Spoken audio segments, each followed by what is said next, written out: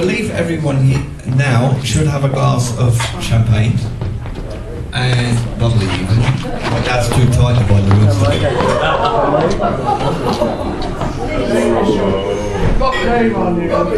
Oh, bubbly, right, okay. Ladies, I haven't got those. Thank you very much. Ladies and gentlemen, please be upstanding. I would like to propose a toast to my wonderful parents who have raised Nicholas and I to be fine, upstanding people. I can lie when I want to, can't I? Really, I think Nicholas will join me in saying that we couldn't have had better parents. They did everything for us, especially with me as a child. Mum was always in Great Ormond Street with me, with the operations I had, and I love them dearly, and I know Nicholas does as well, and the both of them fantastic. Make me cry. I'd like to give you Maureen and Arthur.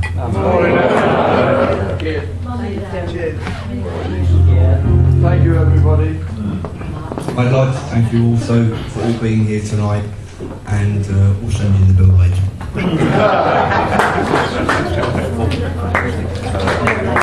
Ladies and Jeremy, come on, put your hands together. Thank you, Jeremy.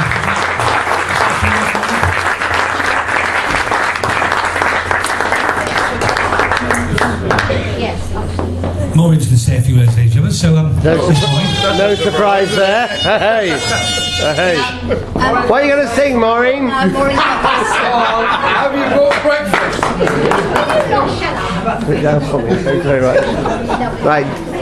Now, all I want to say is thank you very much to everybody that has donated towards Smile Train. I have been a bit disappointed because I asked them if I could have just a list of people that have given to it, not how much they've given, not just their names, so that I could write to them and thank them. But apparently, because the database, Data Protection data Act. protection or data something protection, they won't allow it.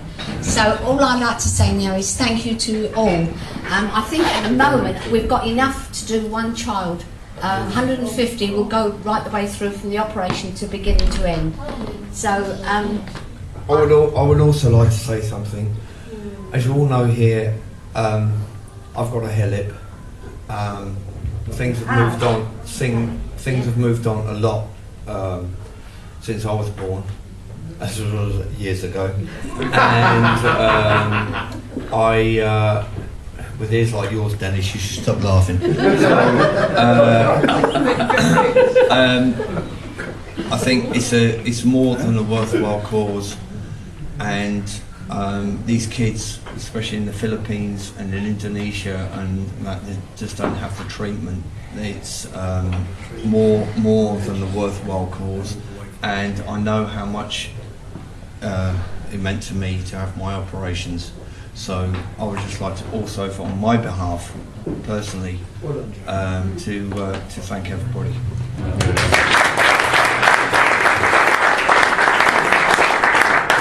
When Jeremy had his first operation, he was only 6 months old. I'm still bloody ugly. He was in hospital for 7 days, but now these children, they're done in about a couple of hours.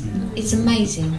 So I'm going to be coming around with a hat now, because I need another one. You will do.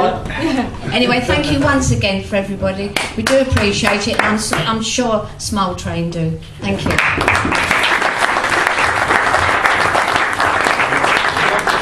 Do you want to say a few words, Arthur?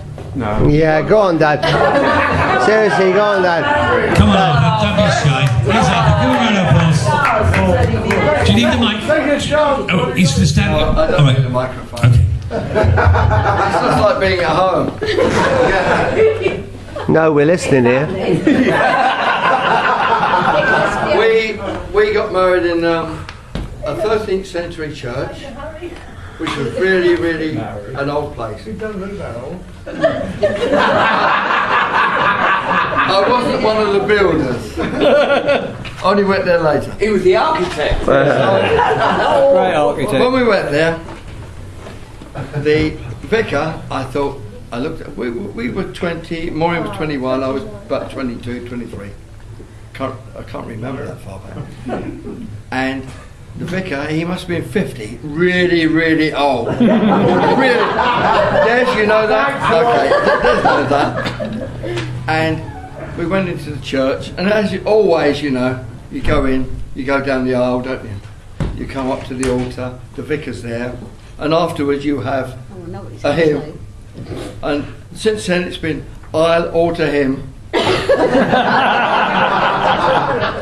I must remember though that this vicar, he was really, really, I didn't take his advice. He said to me, get out now while you can. No, he didn't say that. No, he didn't say. He said, do you, Arthur Smith, take this woman to be your lawfully wedded wife? And I said, I do. He turned around, he looked at me, he said, I'll ask you again. I ignored him. This is not very complimentary. I ignored him. But I must say, in all those 50 years, but actually it's about 54 years, because before we got married, actually there was something there beforehand, and we've only ever had one really, really big fight, haven't we? I can finish that joke. When she saw me kissing one of the bridesmaids, and I said, but no problem kissing a bridesmaid, it's normal practice. She said, not 20 years after the wedding. She's been a great girl, Yeah. good team. Thanks all for coming.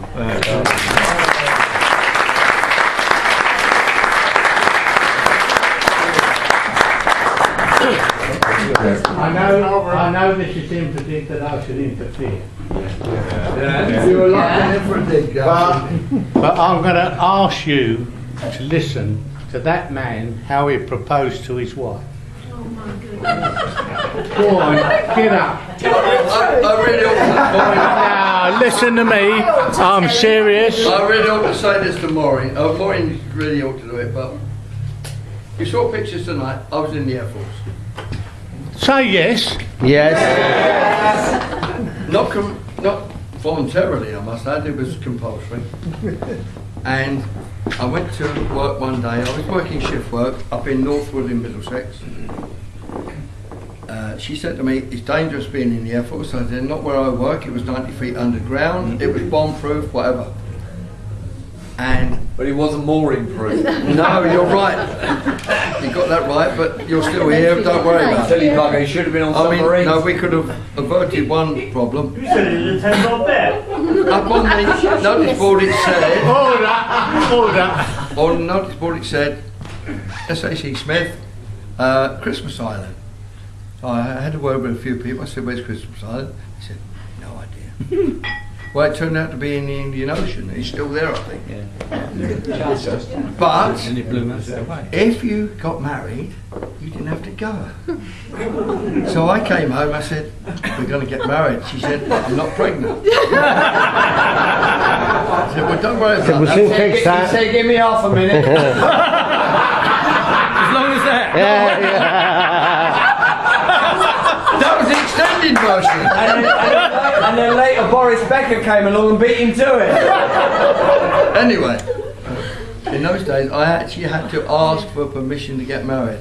A bit like Des asking to Anne, can we get married? But she said, yes, we will. So we went home, and that was it. We got married. So what he's trying to say is, because I was in the Air Force and I didn't want to go to Christmas Island, if I had gone, and where they were doing atom tests, we may not have been here this evening. That's right. They used to say, turn your backs lads, we're going to go big bang, big flash, boom, That's boom. right. You know, Yeah. and some of you here have had a big bang and a big flash, but there you are. It hasn't You actually, certainly had two big bangs in your life, didn't you? So, how do you know they were big? But I haven't been well. Are you going to answer that or me? Anyway, that's the story. Thank you very much.